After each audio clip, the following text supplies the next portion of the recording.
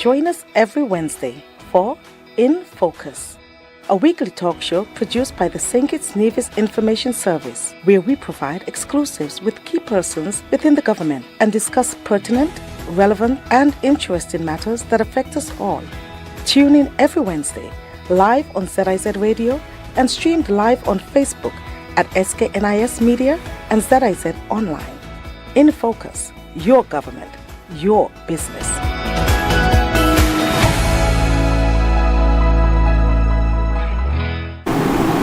I'm Ian Richards, welcoming you to InFocus, a weekly program where we take a closer look at what's happening within and across the government of St. Kitts and Nevis, your government. Now, the St. Kitts Music Festival is one of the Caribbean's most iconic events, fusing world-class music with local culture. It has been described as a bold expression of vision, culture, and ambition that encourages patrons to venture deeper. Now, the festival fuels economic activity and showcases the creativity, talent, and resilience, and the unyielding spirit of the people of St. Kitts and Nevis. Today, we'll explore the exciting plans for the 2025 St. Kitts Music Festival and the renewed energy and innovation that contributes to the enduring legacy of the event. Joining us is the Honorable Marsha Henderson, Minister of Tourism, who also has responsibility for the St. Kitts Music Festival. Tivanna Wharton, Permanent Secretary within the Ministry of Tourism, is also here. Stay with us for InFocus, your government, your business.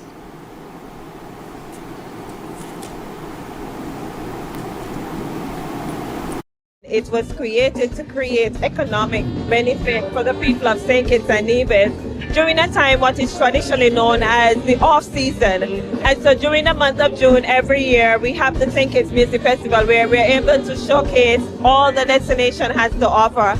I like to say that it is a destination with a festival and not a festival in a destination. And so one of the things that we are really proud about is the inclusion of the vendors as well. It shows to who we are as a people. And so as persons, when they come to the festival, not only are they experiencing the wonderful artists and various genres of music, but they get a taste of who we are.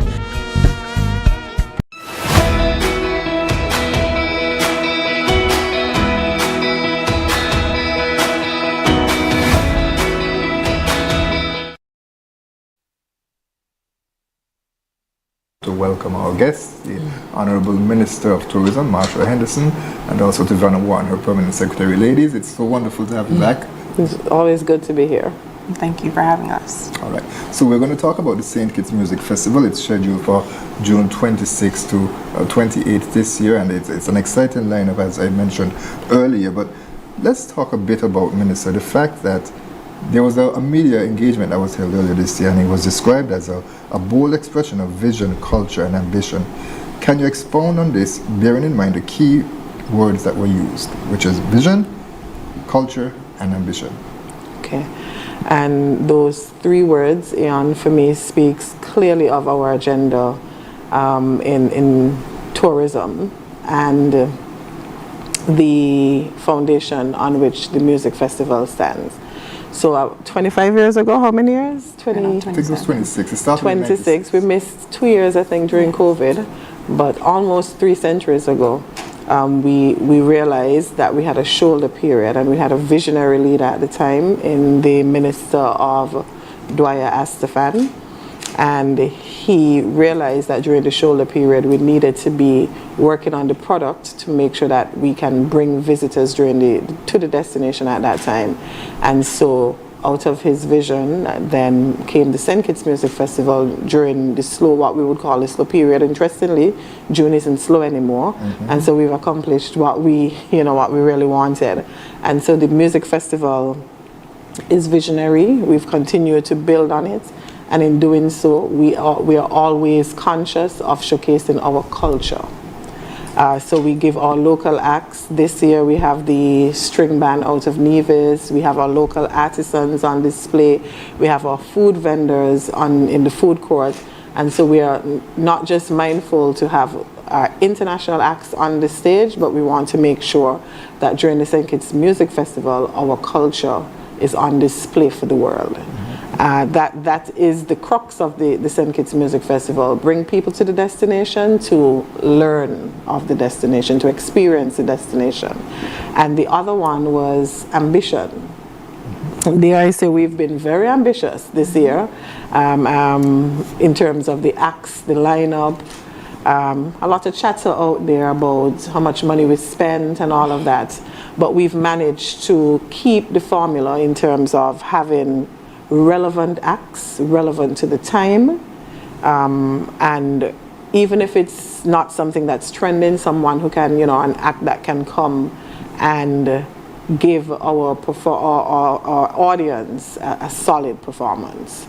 And so I think we've continued over the years to apply the formula, and those 3 words sum up the task we have when we sit down in the ministry to determine who, what, and how we should execute the St. Kitts Music Festival. Right. And Ms. Wharton, maybe you can give us a bit of a behind-the-scenes look in terms of, as the minister just mentioned, sitting down in the ministry. Like, what really is at the top of the chart when selecting what takes place at the St. Kitts Music Festival for whatever year it's going to be staged? All right. And so we do have a committee that leads the St. Kitts Music Festival and the planning of the St. Kitts Music Festival, led by Chairman Alistair Williams, who is very experienced. He's been there for the entirety of the music festival's history. And so we sit down. The strategic objective, as the minister outlined, is to bring some sort of activity to stimulate our local economy during the shoulder period. And so we have to determine in our minds who will bring some interest. Right. Who will patrons from Europe, North America travel to the destination to see? Who is trending right now? Those are some of the questions that we ask, because ultimately our objective is to bring people to the destination, put the heads in the beds, and for our taxi operators and all of the other small businesses who benefit from the activity during music festival to have that season where they could, you know, really make some money. Now, you may have answered the question already, but I have to ask about the staying power. Because, of course, we would have seen many festivals launched throughout the region and some throughout the world as well. So that no longer exists. I think COVID-19 really was a filter in terms of where persons, are they serious? Is this really something that they can engage in? Of course, in St. Kitts and Nevis, the enduring legacy of the festival ensure that even the COVID-19 pandemic was not one that would derail the success of the festival. So perhaps you can talk to us a bit about the enduring legacy and the formula that really works there. Right. I'm told, and I'm inclined to believe, the formula has to do with the mixture of genres. And so we feature something for everyone. And for example, the St. Lucia Jazz Festival, it's just jazz. The Dominica Creole Festival is just Creole. You know, and we're not knocking the festivals, but we feature every night of the festival a different genre. And we've gone as far as to mix in genres during the night. So, you know, Thursday was just soca, but over the years you've seen soca and dancehall. For example, this year we're having dancehall artists on Thursday. So I think the formula in terms of using the different genres, we appeal to everyone. And so I think, and that's usually the consensus, that it is the mixing of genres in one festival. So we cater to everyone. There's something for everybody. Now, Minister, you took over ministerial responsibility for the St. Kitts Music Festival in 2022. Although the election was in August, so you were not there to be able to host that one that year in terms of your responsibilities. But of course, there was 2023, 2024, 2025. So this is your third music festival that's taking place under your purview. Can you talk to us about any of the innovations that were introduced that helps to enrich the music festival experience? Right, so the first one is the 420 space. That's something we worked hard on in terms of putting the legislative framework in place. We had to go to Parliament to make sure that what we wanted to do was legal. And more so, the music festival fits in with the agenda of the government, because it was more than a music festival. We were looking at the rights of Rastafarians and, you know, people's constitutional right as declared by the court, and we thought maybe we could include this in the music festival experience as well by creating a 420 space. And it has worked well last year. We had it the first time in 2023. In 2024, it was packed to capacity. People actually sat there and looked at the show. You have a bird's eye view from where the music festival is, the lounge, the 420 lounge is set up. And we think it's been working well, and we are going to continue featuring that this year as well. We've also included the local food court, which is a big hit. And I don't even want to take the credit for it, but it's my team, and I want to big up Loftus Bridgewater, who said, Minister, I want to recommend a food court, and that we create an actual experience within the music festival. And we're like, okay, Loftus, we're gonna run with it, but it was a hit. And of course, he's responsible for logistics. He's responsible for logistics. So right now he's at the park working hard with his teams. I want to big up all the teams who continue to put in the effort and put in the work, the volunteers. But the food court has worked well. It is an experience within the music festival. So we have two separate experiences. Some people actually sit within the food court and enjoy the festival from there. They don't actually go in on the main stage, in front of the main stage. Right. So it's been the 420, and the food court for me. Those are the two biggest introductions since I've taken the helm of the music festival, and I'm happy to say that those two features have actually improved the experience of the festival. And just to add, outside of the experience, Minister, of course, we launched extremely early. Yes. And for the first time ever, ticket sales, tickets went on sale immediately. Yes. So this was the first time ever we've sold tickets starting December 28th from the previous year of the music festival. And I think that has truly helped with the early sales that we've gathered so far. The interest has been there. We were able to capitalize on marketing efforts because the buzz was already there. We created that buzz, and so I think that's one of the innovations as well for the festival since the minister has taken the helm. Right. And we have made it a point. We've already done it in 2024 to in terms of launching early and having ticket sales, and we intend to do so again even earlier this time, because we understand the benefits from this festival. We understand the benefits of early launch and early ticket sales. I'm going to come back to the ticket sales in just a moment later in our discussion, because I think it's important to have that discussion as well too. But I'm going to talk about another quote now, and it says that the SKNIS Music Festival is a beacon of possibility. Of course, that was held, as you mentioned, the early launch. I think that was when the final wave of artists were released in February of this year. It's a beacon of possibility and hope. What success stories can be shared with the public in terms of adequately reflecting the fact that it's described as a beacon of possibility and opportunity? There are so many success stories that we could refer to. As a matter of fact, this morning we had a radio interview, and Loftus said jokingly that one of the vendors who was strongly opposed to the food court said, boy, I have to bust your face because I never make so much money in all my life after that. And so this beacon of hope in our minds resonates with the small businesses that all benefit from the hosting of the music festival. It is an opportunity for them to leverage their services and be able to contribute to the local economy. When you think about just not only the hotels, which are the big stakeholders, when you think about the makeup artists, the small clothing stores, the Ubers, all of these people who provide these services that are beneficial to the music festival and its patrons, that is what it truly represents when we say it's a beacon of hope.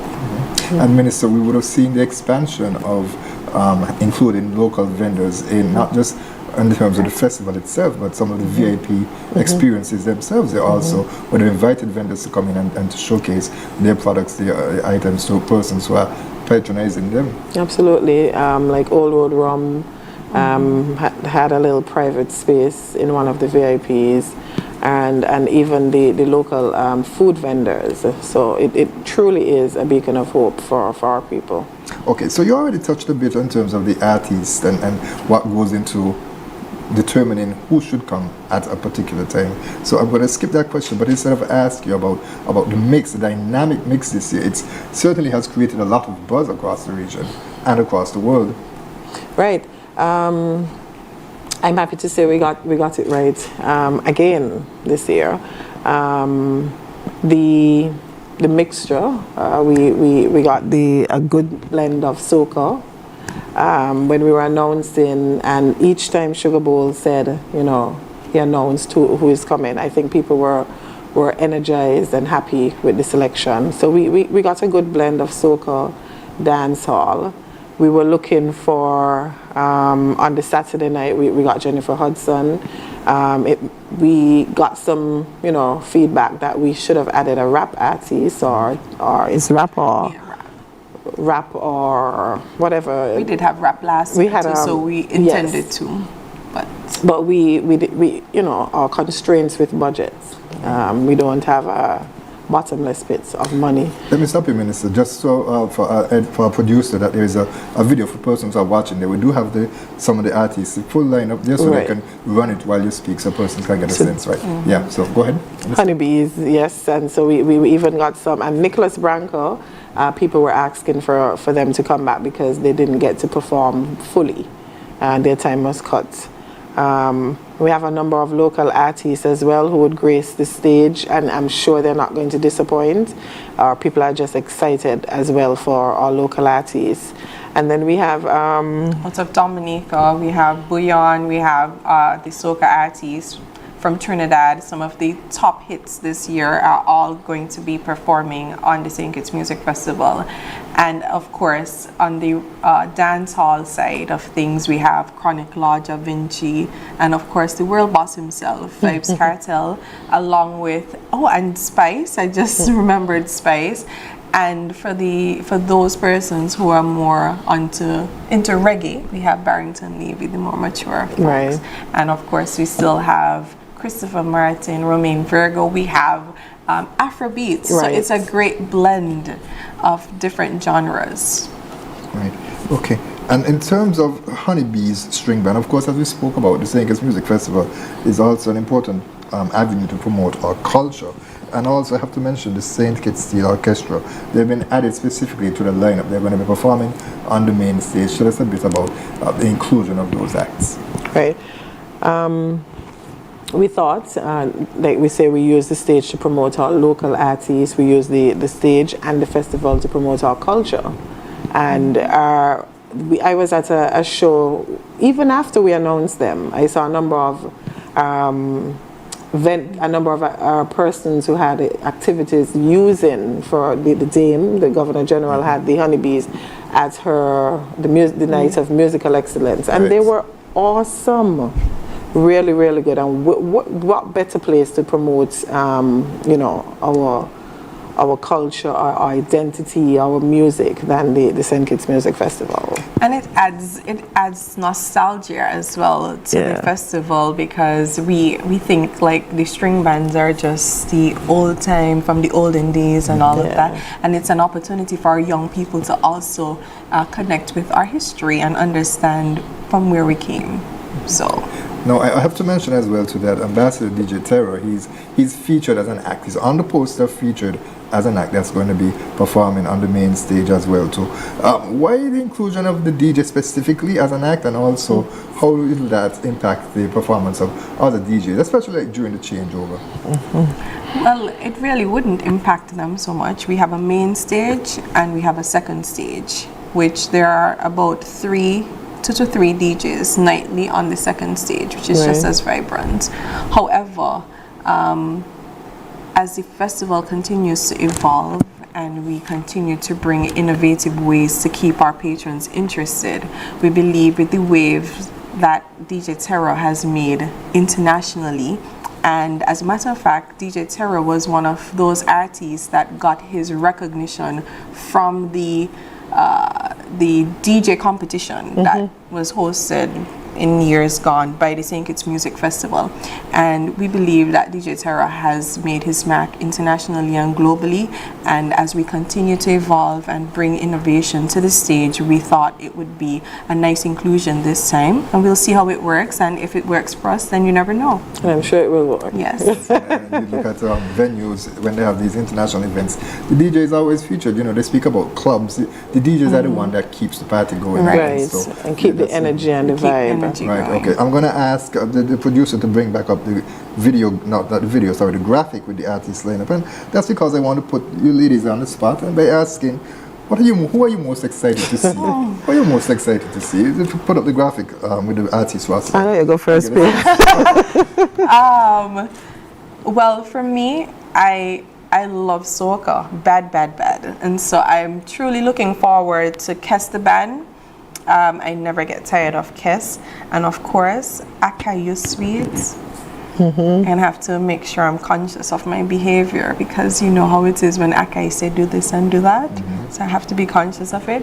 And I am also really looking forward to DJ Terra as well. I know everybody's expecting me to say the world boss. I am looking forward to see him too, but I think Kes tops the list for me and DJ Terra.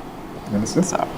Okay, so I've been following Colin Wyatt. I'm a huge fan, and I see he's been doing a lot recently, and I'm excited to see him as well. I know most of his songs word for word. Yes. So I'm looking forward. Maybe performing with him and all if he allows me to come.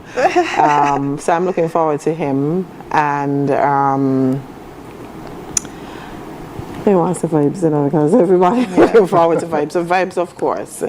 I think I'm a dancehall fan. PS is soca, I'm dancehall. Ratchet dancehall too. So no shame in my game.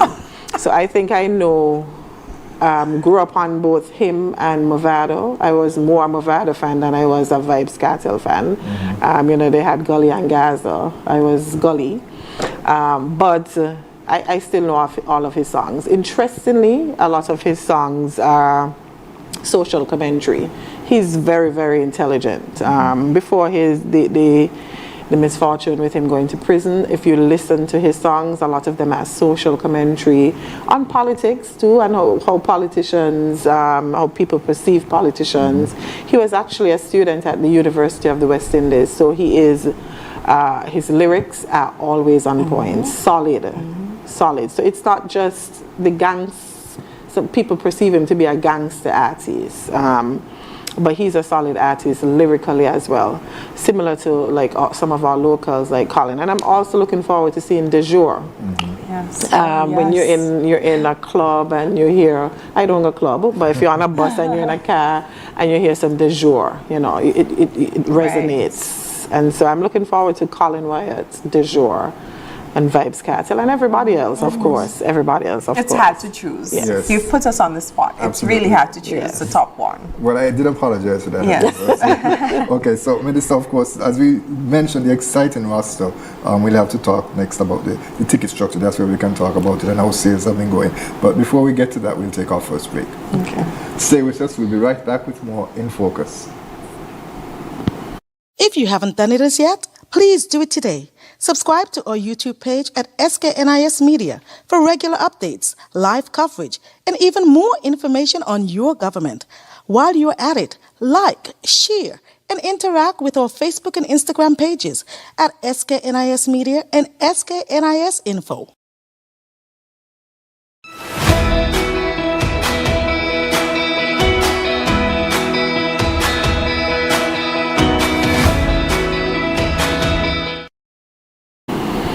Welcome back to In Focus. We continue our discussion with the Minister responsible for Tourism, the Honorable Marsha Henderson, and Permanent Secretary Tivanna Wharton, also in the Ministry of Tourism, and we're talking the St. Kitts Music Festival and the exciting lineup that's taking place this year from June 26 to 28, 2025. Okay, Minister, as we discussed earlier, we spoke a bit about the ticket prices.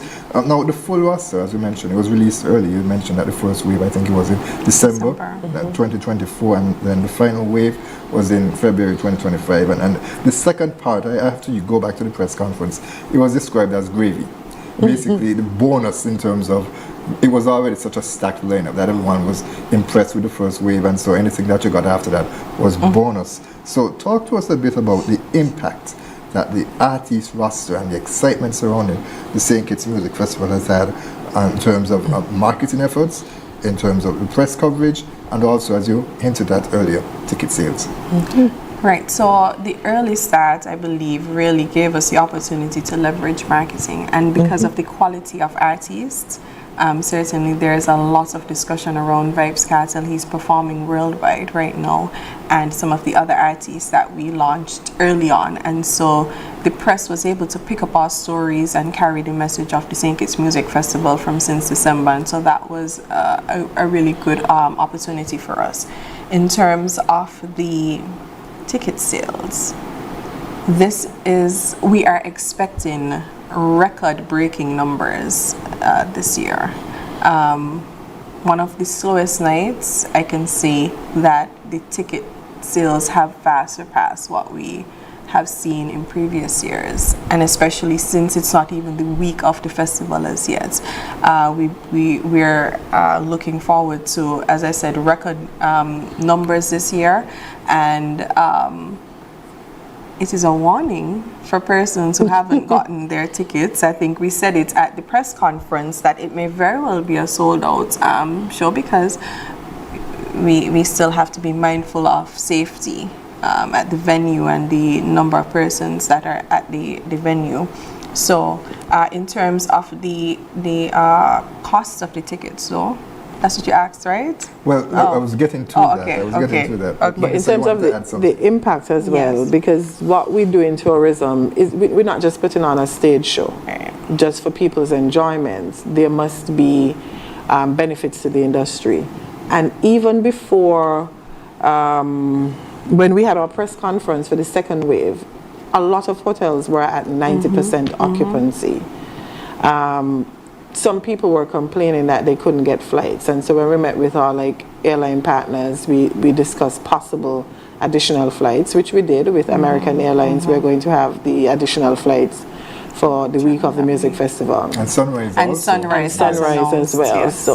So the impact, the early announcement has impacted us significantly. The stakeholders of the industry are quite happy. They've expressed their gratitude in terms of making sure that we have a solid lineup and it's out early enough so that persons can book. So we had bookings way in January, way in advance.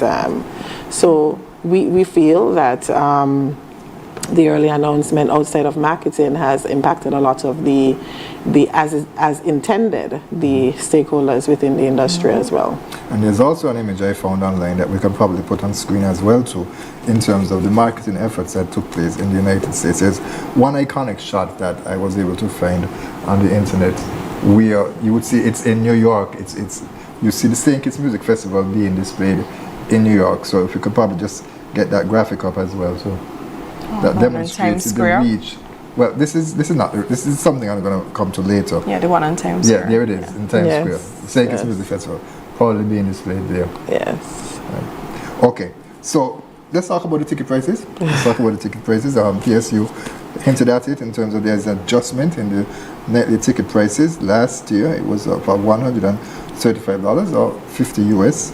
Now this year the cost of a nightly ticket is $175, and that's easy, of course.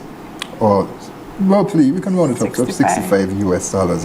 Why was the price adjustment necessary? Well, just so we know that the ticket prices were only adjusted maybe about 2 weeks ago. So we've had the same ticket price from last year up until about 2 weeks ago. Certainly, I think we can all appreciate the global increases in terms of the cost of producing an event of this magnitude. And so for it to be sustainable and beneficial to everybody, we have to, and for us to maintain the quality and the standard that we have all grown to love, it was important for us to try and defray the cost and offset some of the expenses by giving a small increase, which I might add still keeps our festival as the cheapest in the region. When you think about other festivals, we are still the cheapest festival around, and I believe we offer way more than the other festivals. A lot more. So it was necessary at this time, and honestly, the sales have continued rolling in. So I think people appreciate the quality of acts they're receiving for the small fee that they're paying. Now, you mentioned the early bird price. It was $135. The original cost of the night ticket that it was last year. Did persons take advantage of the early bird price? Because of course in St. Kitts and Nevis, we like to wait last minute. We are last minute shoppers, especially for events, but this time around I was quite pleased. We're totally shocked with the amount of persons that already purchased their tickets. The interest is there, and so we believe the early bird really appealed to our local people. Now, given the quality of the onstage acts that are scheduled to appear this year, how do you justify keeping the ticket prices as low as they are? Well, I think for from a government standpoint, the St. Kitts Music Festival is a national asset, which we've all come to appreciate, and I think the government understands that, and I think kudos must be given to the government for us to be able to keep the ticket prices as low as they have been over the years. To be honest, outside of that, I can guarantee that the prices of the tickets with respect to the acts that we bring on stage will probably exceed $250 per night if it weren't for the government, and so we must truly appreciate and recognize that. So for us, the bigger picture isn't so much the gate receipts, it's more the economic impact and getting the visitors to the destination, getting those seats filled on those flights and the heads in beds. For us, that is the bigger picture. And so, as the PS has said, we still have to find a way, to keep the music festival affordable, but we still need to find a way. The increase this year, I don't even think it's unreasonable when you look at the fetes that they have locally and what you get for, and I'm not going to call any names of fetes, but any of the fetes, the music festival, you get a lot more than that. But we understand that the mandate is for tourism is to get those seats filled. Right. And drive the local economy. And drive the local economy, of course. Right. And as you speak about the ticket prices, again, in doing research for this program, I came across a graphic, and we can put the graphic up on the screen, and it was on earlier in terms of the CFG Arena. Let's look at the CFG Arena first, and that would actually be in Maryland in the United States. The CFG Arena, the picture with the crowd from the stage, you can see that arena hosts thousands and thousands of persons in there. And this is the arena that is going to be hosting Vibes Cartel in July 26th at an event called Reggae Fest. So let's move to the next graphic. We can see here the nosebleed section, and if my eyes don't deceive me, it looks like 17? 208 and 213. Those are the cheapest tickets you can get. And if you look on the price, and this is by Ticketmaster, which of course is renowned in the United States, you look at the price for one ticket, it starts at $104 in the nosebleed sections. And it goes all the way up to $512. That's US, of course. Right. And that's just for one act. One that's act. Vibes Cartel. Right. One act. That's Vibes Cartel, that one. And so that really demonstrates, as we mentioned, how really impressive the ticket prices are still for the St. Kitts Music Festival, because in addition to Vibes Cartel on that night, you have so many acts that are coming up. Quality acts. Right. Quality acts too. Right. So it's really good. Right. Okay. So let's move on now in terms of, you touched on it a bit earlier in terms of the crowd that we're expecting. What type of crowd do we expect?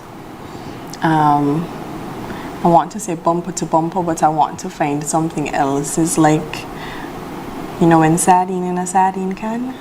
Maybe that's more like it. That paints a truer picture. Everybody's excited. Lots of visitors are coming in. I think about 70% of the ticket sales are people who are coming into the destination. And it's 70% of thousands. All of the VIPs are practically sold out. Our general admission tickets are selling. So we expect to see a bumper-to-bumper crowd, or like in a sardine can. So we're encouraging persons to come out early. It's just that nightly 7 o'clock and gates are open at 5. There's lots to do between 5 and 7. So based on the ticket sales and the anticipated turnout of the large crowd, is there room for expanding the area where patrons would normally sit and stand and enjoy the festival? In the future, well, this space for the general admission this year is bigger than in previous years.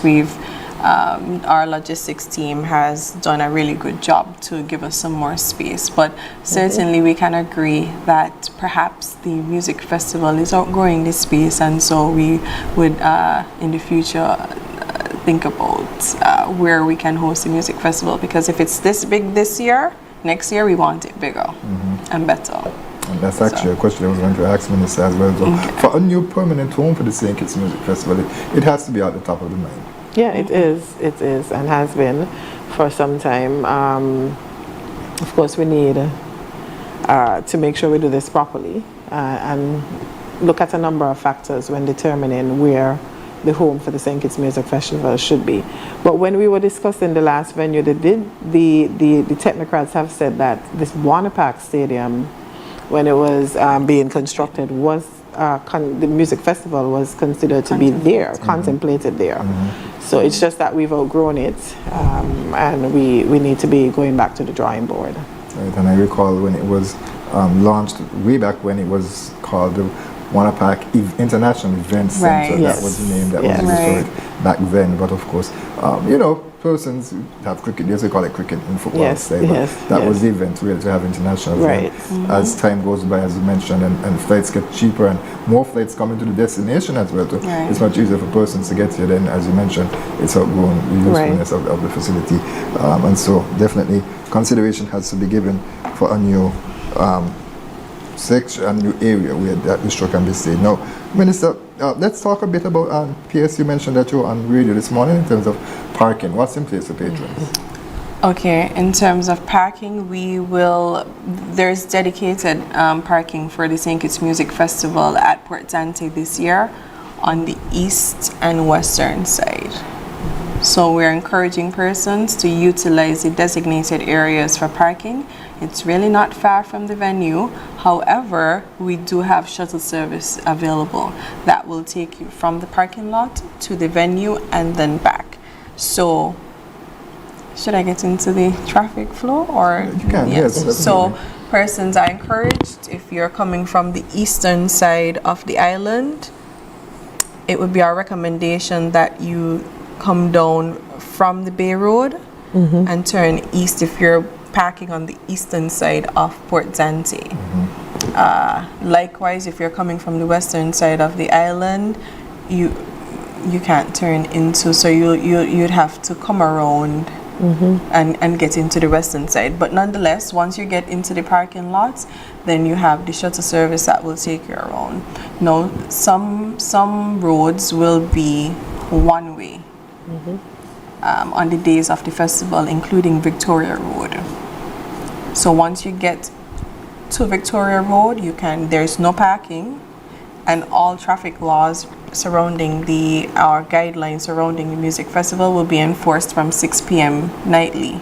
So if you're parked there, you will be towed. So avoid that. So Victoria Road is one way. So once you go up, you can go up, drop off, and continue going. Once you get to the top of Victoria Road, you can take either a left or a right there, because Taylor's Range will now be one way heading east only, meaning heading towards Factory. Right. So if you're coming down Wellington Road from the eastern side of the island, you cannot come west on Taylor's Range. You can't turn right onto Taylor's Range, and so people should be mindful of that as well. If you're dropping off persons who will enter on Park Range for the festival, that includes Carambola as well as the Ministry of Tourism box, you can come down Park Range, which is south on Park Range. So Park Range will now be southbound only. You drop off at the point of N8C once you get to N8C, and then there's a little road that you take a left there. You will not be able to go down to the southern side of Park Range. Now once you turn onto that little road and you get to Wellington Road, you have to take a left up because we want to avoid the bottleneck Down on the bottom. onto Wellington Road. So you take a left up to Wellington Road. If perhaps you want to go back down to Keon Street, you can use the bus terminal, the East Bus Terminal, to do a little roundabout, or you can use the parking lots up at Valuemat where you're able to turn in and turn around and then come back down on the southbound of Wellington Road. And this again is to just alleviate the bottleneck that we anticipate with the amount of traffic.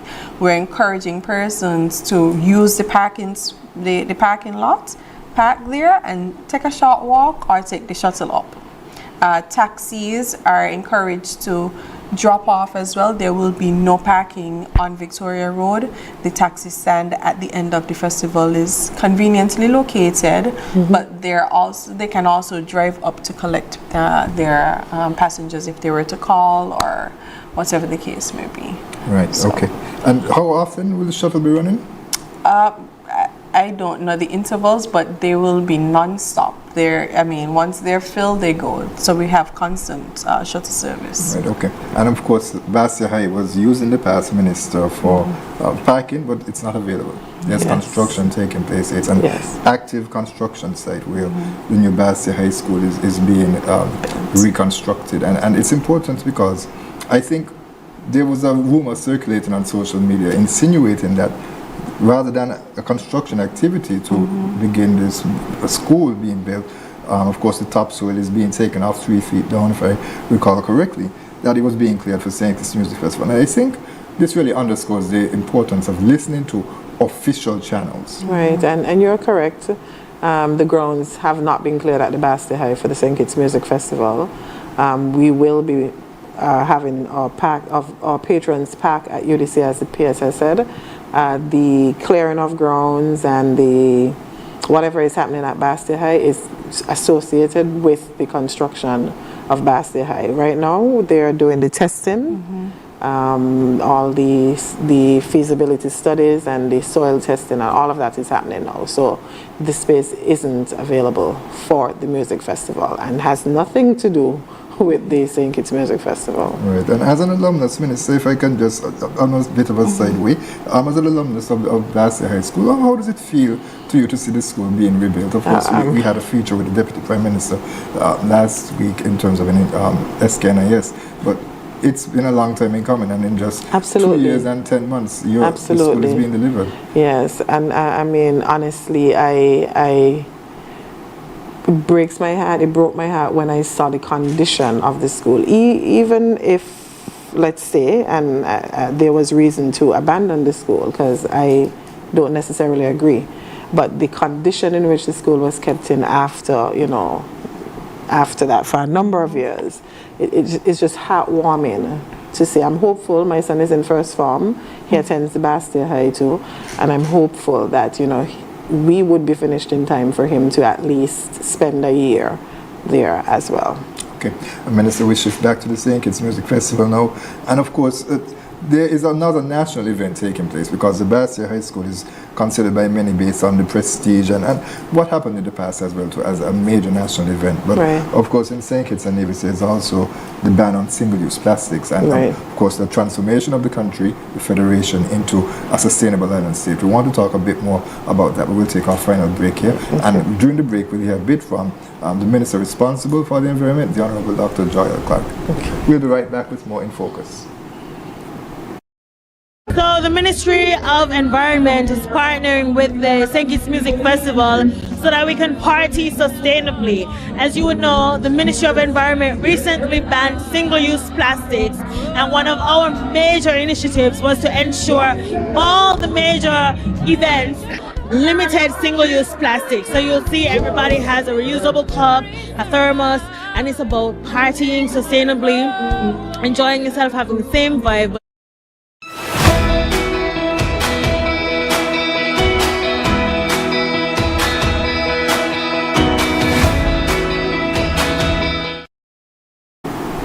Welcome back to InFocus. We continue our discussion with the Honorable Marsha Henderson, Minister of Tourism, and her Permanent Secretary, Tivanna Wharton.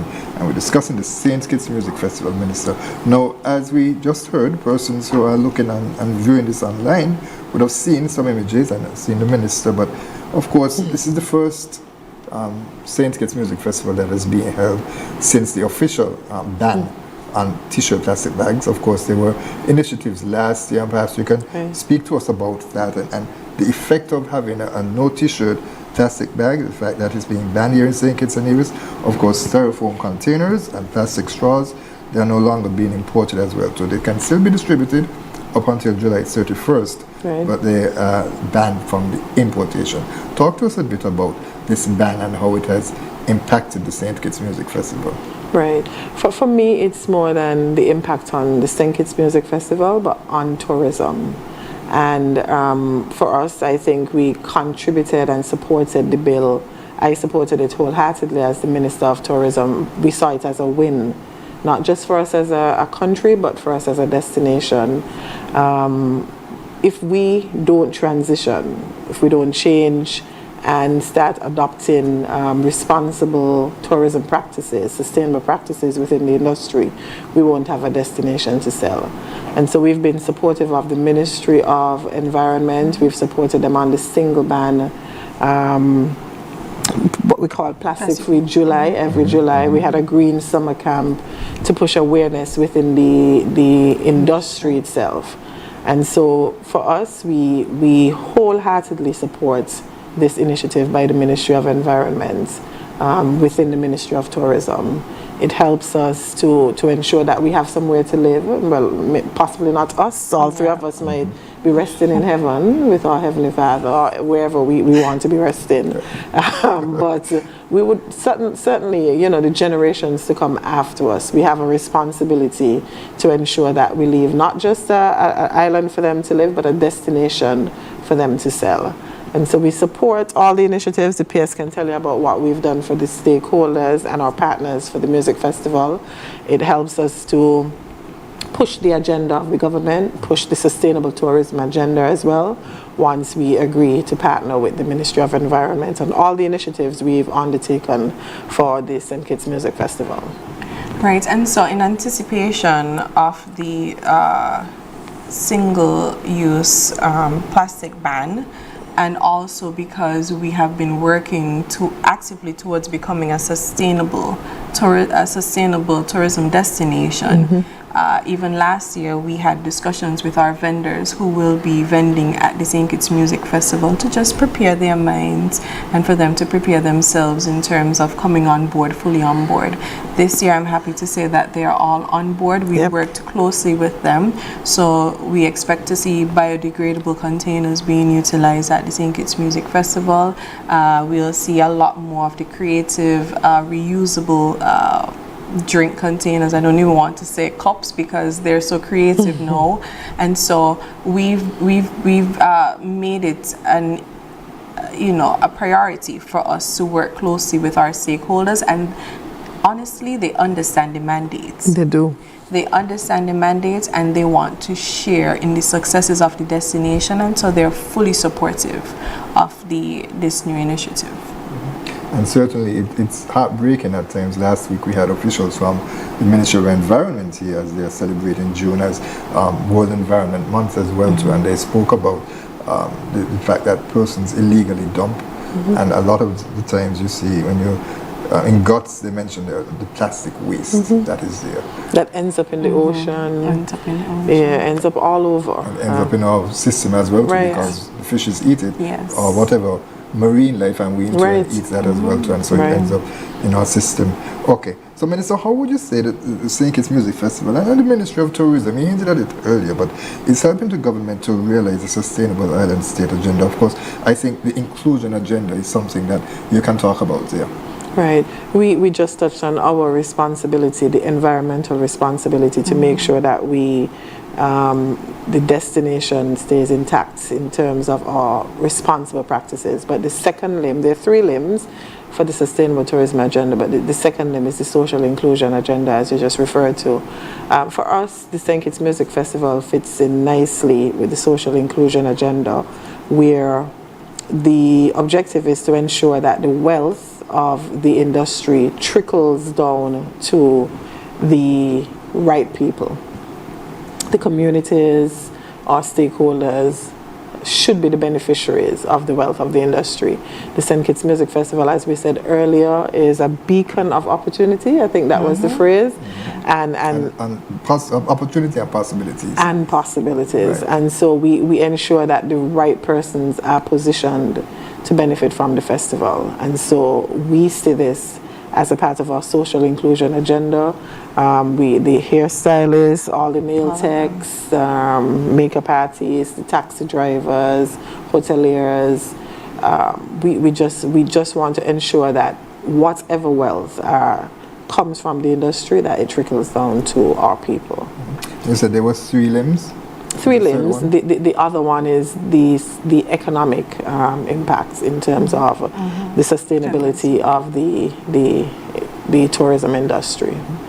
So, what can you tell us about the economic impact of the festival? I'm happy to share yes, that this year we have engaged a new company, locally owned, that will bring artificial intelligence on stream for us to measure the economic impact of the festival. Over the years, we've done it the traditional way. And this year we hope to have the results even quicker with the incorporation of artificial intelligence. Traditional way, what did that involve? Well, it means collecting the data on the ground. Physically, yeah. Right, okay. Yes. And so this year we believe that the inclusion of artificial intelligence will help to streamline the process, and we will have the results even sooner. But what we can say is the music festival has stimulated our local economy during this period significantly. We do have the results from last year's economic impact assessment, which we will share. However, the impact on the small businesses is what I think matters the most. These are the same people who will then spend in the local economy. These are the people who take care of the families. And so this is where the wealth trickles down into the community, and it's like, it's a form of community ownership as part of the St. Kitts Music Festival.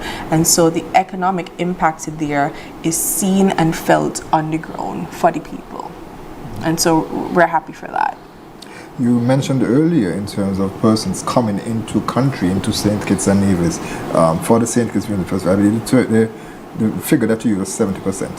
70% of the ticket sales. Right, that you're expecting those persons to come in based on the ticket sales at this point, of course. Yes. Now, how would you say, Minister, the recent launch of the electronic travel authorization, of course, at the Harold Gravesha International Airport, persons who have been following, because of course the laws had to be amended in Parliament, the system, the bio-corridor, they call it, was rolled out at RLB. How would you say that will impact this year's festival?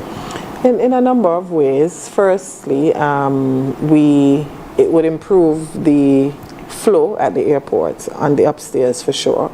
Downstairs where customs is, we will have somewhere, but upstairs the biometric corridor, you just walk through and it collects your data like in any modern airports. Just to note that locals who are exempted, locals, OECS, CARICOM. So even if we have people from the diaspora coming in and they present their credentials, they should be exempted. Some of them may come with their U.S. passports, and in those circumstances, then you're not necessarily exempted. But it expedites the process at the airports, and people like seamless travel. So anything that makes travel seamless, passengers, welcome it. And so that's what the ETA does. It also helps us with the border national security issues and border management. We know in advance who's coming. We have the intel and we have the data, and it's assessed. So it helps with the level of security. I know there's a lot of issue, people surrounding artists and possible, maybe even regular visitors coming to the destination. We are able to manage that a lot better, having the intel before through the electronic system. So it would improve definitely the experience at the airport, the passenger experience at the airports. It will help us with our management of the visitors coming in for the music festival, and not just for border, but it's shared with all the other agencies in national security. So we know who's on the ground. We're able to, track if we need to be tracking people. If people come for the wrong reasons, then our national security team, they have that information as well. So I think it's more positive. Yes, there's a cost attached to it, and that's positive as well for us in terms of revenue generation. When you go to London, we pay. I pay for our ETA when I go to London. I don't pay for it in Canada because we get a visa. The difference is if you have a visa, you pay for the visa. When you don't have a visa, you pay for the approval. So we have visas for the US, so we don't have to get the approval. We don't have for the UK, so we pay for the approval in advance for the UK. Similarly for Canada, because we're issued visas, we don't pay for the approval. So we are just aligning with international aviation practices, and so I think it's a good thing for us. We're actually leading on it in the OECS. So. And it also fits into the government's digitization strategy, again, where we speak about transforming sustainably, but also transforming St. Kitts and Nevis digitally, so that it becomes a lot easier to do business. We have more seamless interactions with government, with private sector agencies, and just making the whole system more efficient. Correct, and it's something that must be complied with in the aviation industry, something called Annex 9. For the International Civil Aviation Organization. It's just that a lot of states have not yet rolled it out. So luckily for us, we have been in a position to put the framework in place and have this rolled out. All member states are going to have to comply with Annex 9 and have this mechanism set up for travel internationally. So I think it's a Nevis continuously the way. Yes, I'm super proud of us. Super proud of us. Okay. And just a bit of a programming note for our viewers and listeners, we will have officials from the Immigration Department next week, and they will be sharing a bit more about the electronic travel authorization, which of course, as I mentioned, is very important as we expect to see the numbers pick up during the summer holidays as persons, they come in and they enjoy themselves. Okay, Minister, let's talk a bit about the future of the festival. Any long-term strategy, or short-term, I should say, that is in mind, and you, of course, touched on one earlier in terms of helping to enhance the experience. I know that in the United States, for instance, they sometimes have fan access or different events where persons can go possibly take pictures with the artists, get autographs. What's in store to help to further enrich the festival? Well, we will continue to look at the trends as the festival evolves. We will continue to build our experience. For us, we sell a destination. The music festival just happens to be a part of the destination, and so we will continue to sell the destination along with the festival, maybe tagging and twinning even experiences on island. I know we've discussed that as a team. You come to the festival, you buy a ticket, you can get a tour up to Liamega Farm, or but we're selling the destination ultimately. So just to improve the visitor experience on island and at the festival, we're going to continue putting our heads together to see what we come up with. Okay.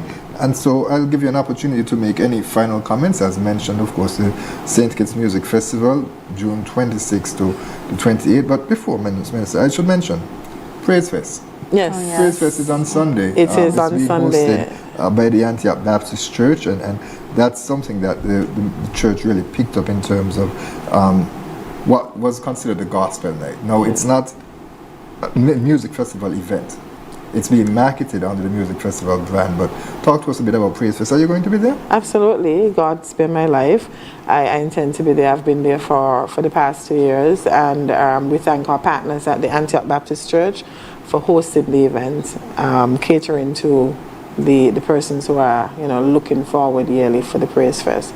Who are we having again? There's a graphic that we have. We can put it up on the screen now. Yes. Bridget Blutcher, of course, is someone right, and she who never is disappoints. going to be She featured. never disappoints. Right.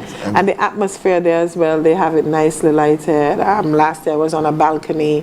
Oh, there we go.